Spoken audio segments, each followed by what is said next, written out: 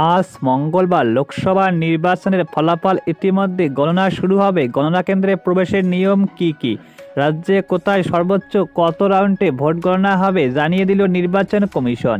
ভিডিওটি শেষ পর্যন্ত দেখুন। চ্যানেলে নতুন হলে সাবস্ক্রাইব করুন, পাশে থাকা বোতামটি বাজিয়ে দিন। গণনা কেন্দ্রে প্রবেশের নিয়ম কি জানিয়ে দিলে মুখ্য নির্বাচন আধিকারিক। মঙ্গলবার লোকসভা নির্বাচনের ভোট গণনা। সিও জানিয়ে দেয়, রাজ্যে গণনার কাজ থাকছে 25,000 কর্মী। কোথায় সবচেয়ে কত রাউন্ডে গণনা হবে, কোথায় সবচেয়ে কম রাউন্ডে গণনা হবে তা জানিয়ে দেয় ইতিমধ্যে কমিশন। সোমবার রাজ্যের মুখ্য নির্বাচন আধিকারিক সিও আরিস আফতার সাংবাদিক বৈঠক করে তিনি জানিয়ে দেয় সর্বোচ্চ 23 রাউন্ডে গণনা হবে শীতলকুচিতে, সবচেয়ে কম রাউন্ডে গণনা হবে চোপড়ায়, সেখানে 9 রাউন্ডে গণনা হবে। রাজ্যে গণনার কাজে 25,000 কর্মী থাকবে এমনটাই জানা যায়। গণনা কেন্দ্রের মধ্যে ত্রিস্তরীয় নিরাপত্তা থাকবে। গণনা কেন্দ্রের মধ্যে কোনো অস্থায়ী চুক্তিভিত্তিক কর্মী থাকতে পারবে না।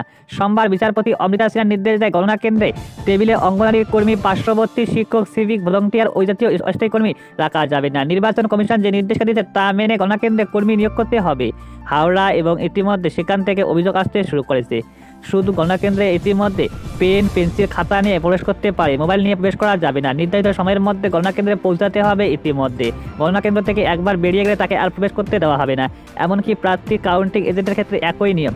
গণনা কেন্দ্রের মাঝপথে কাউন্টিং এজেন্ট পরিবর্তন করা যাবে না। গণনা কেন্দ্রে ইতিমধ্যে বিদ্যুৎ বিচ্ছিন্ন হবে না এমনটাই